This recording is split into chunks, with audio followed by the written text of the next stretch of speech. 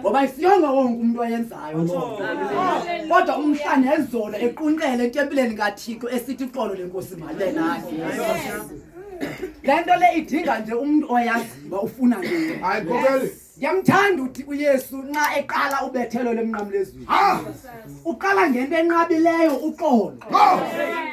Yahlupheka kamkhonzi kalobi. hayi Iyangihlupha lengwevu ingisimoni. Indihlupha lengwevu ingisimoni iyaziqonda yona iyahamba phezulu lomhlaba umniweyo. Kodwa iyaqonda ikwazi uhamba ingalifumenanga uqolo. Ithi makafike lo uzawuzalwa ukuze ndinduluke ndihambe. Ukuze ndilibone usizo. hayi tshitshi Hayi amen. hey Ithi lo umele ukuwa nokuvuka kwabantu kwabakwaSirayeli. Ngiyayithanda le ndawo. My God. Iqolo lidinga nje umuntu othobekileyo. Iqolo lidinga nje umuntu owaziyo ufuna ntoni.